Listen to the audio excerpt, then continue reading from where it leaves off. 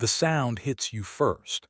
Not voices, though there are voices, thousands of them layered into a constant hum, but the grinding, stone on stone, wooden wheels on paving slabs, the percussion of 100,000 footsteps echoing off marble and brick.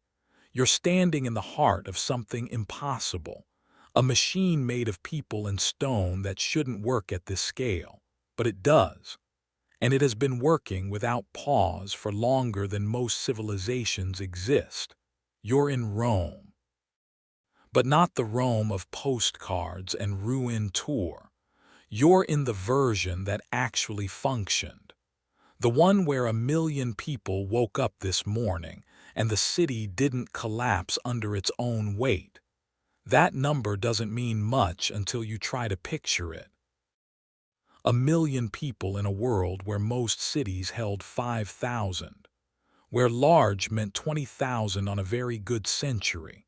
Rome wasn't larger. It was a different category of thing. If you stood on the Capitoline Hill and looked out, you wouldn't see the edge. The buildings didn't thin out into farmland the way they did everywhere else. They just kept going. Apartment blocks insularly, stacked 5, 6 stories high, pressed so close together that neighbors could pass food across the gap. And beyond those, more blocks, and past those, still more. It's easy to forget that cities are fragile, that they're always one broken supply line away from panic. Rome should have been the most fragile of all. But let's move. Because standing still in Rome means getting shoved aside, and I want to show you how the rhythm of this place actually worked. You start in the Forum. Not because it's the center. Rome doesn't really have a center in the way we think of one. But because it's where the noise compresses into something almost solid. Lawyers shouting over each other. A politician mid-speech, his voice trained to carry over crowds. Money changers rattling coins in pouches, the metallic sound cutting through everything else. The steps are worn smooth here. Millions of footsteps year after year, polishing stone into something that almost glows. To your left, the Basilica Julia. It's not a church. That meaning comes later. Right now it's a law court, a meeting hall, a place where deals happen in the open and in the shadows simultaneously. You can hear cases being argued in 4 chambers at once, voices overlapping, no one asking for silence because silence isn't the point. The point is presence, being seen, mattering. But if you want to understand how Rome actually stayed alive, you don't stay in the marble sections. You move east toward the Subura, the Valley District. The part that doesn't appear in poems unless the poet is complaining about the smell. The streets narrow.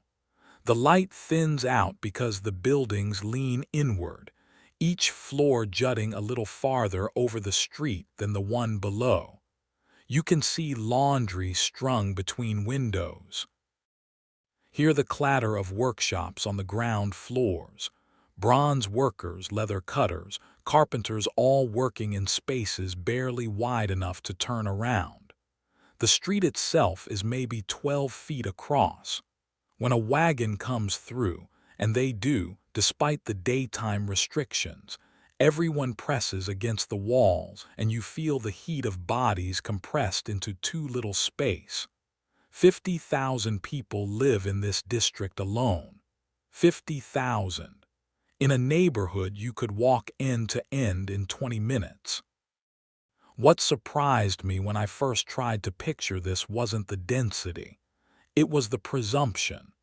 The sheer, staggering confidence required to assume this city would be fed every single day.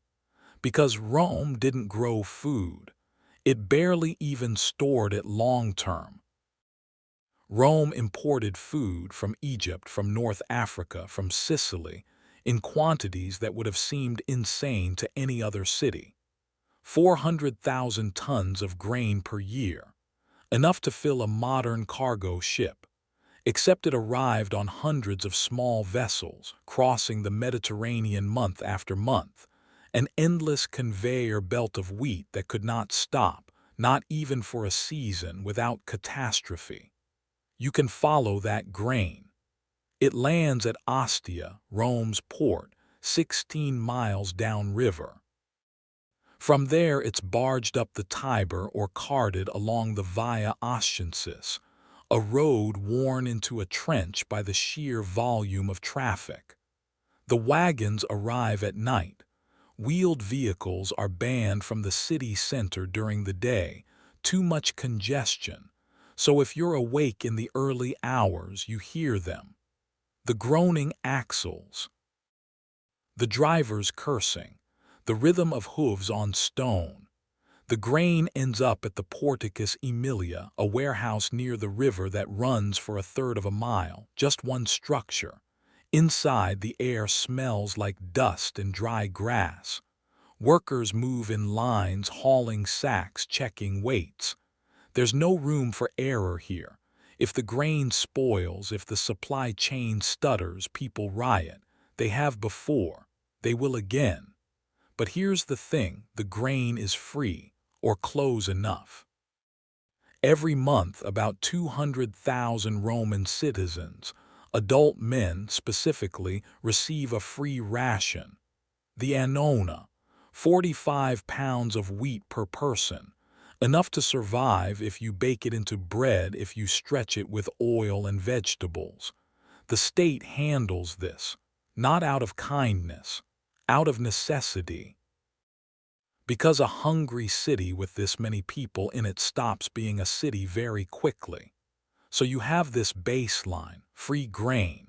It keeps the population from tipping into chaos. But people need more than grain. They need water. Rome uses isn't the right word.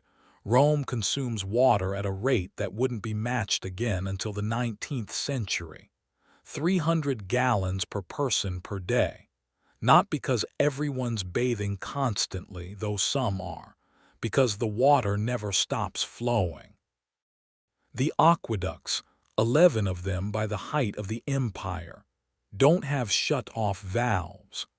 The water enters the city at high elevation, moves through the distribution system, and pours into fountains, baths, public toilets, private homes if you're wealthy enough to have a legal tap.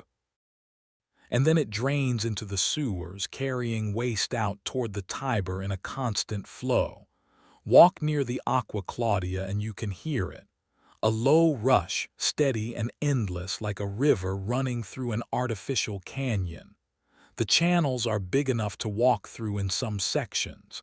Maintenance crews do. They go in with lanterns, checking for cracks, clearing debris. If an aqueduct breaks, whole districts lose pressure. Fountains dry up. The baths close. And people notice immediately because Rome doesn't have a backup system. The system is the backup. 11 aqueducts delivering hundreds of millions of gallons per day because any fewer would leave the city vulnerable. You can see the city's priorities in what gets water first.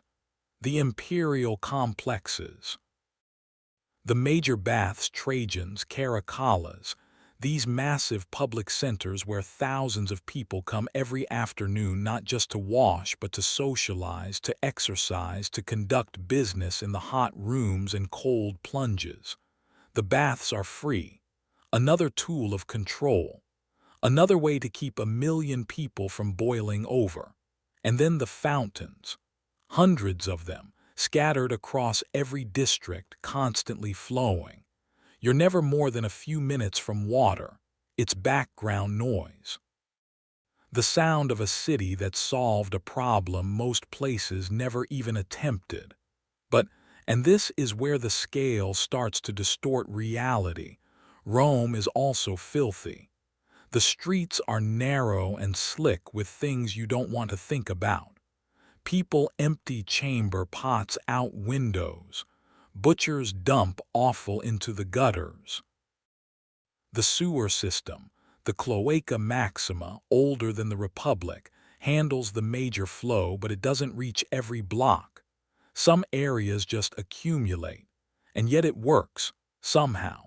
Because the water keeps moving and the grain keeps arriving and the apartment blocks don't collapse more than occasionally and the whole impossible structure persists. Let's go higher, up the Palatine Hill where the emperors live. The transition is sharp. One moment you're in the packed, noisy thickness of the Subura. The next you're on wide streets lined with landscaped gardens and high walls. The air smells different here. Less smoke, less sweat. You can hear birdsong, which is strange after the constant human noise below. The imperial palace sprawls across the hilltop. It's not one building. It's a complex. Audience halls, private quarters, gardens that could swallow whole neighborhoods. Trajan's column rises nearby, 100 feet of carved marble showing every detail of a military campaign. It's propaganda, obviously, but it's also a message. This is what we can do. This is the surplus we operate with. From up here you can see the scale shock moment I promised you earlier. Because when you look down at the city from this height, it doesn't look like a city. It looks like geology. Like a landscape feature. The rooftops extend to the horizon in every direction, broken only by the green spaces of the imperial gardens and the occasional temple dome catching light. There's no clear boundary between Rome and not Rome. The density just decreases gradually until the tombs lining the roads outnumber the living spaces.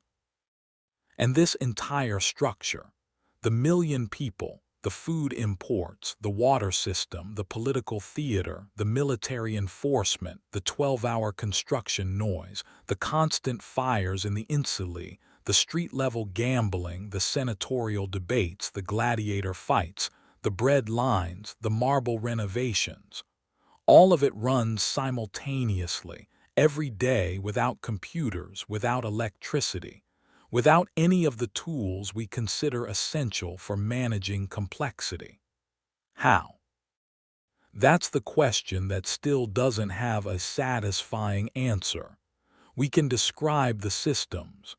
We can map the aqueducts and count the grain shipments and trace the road networks.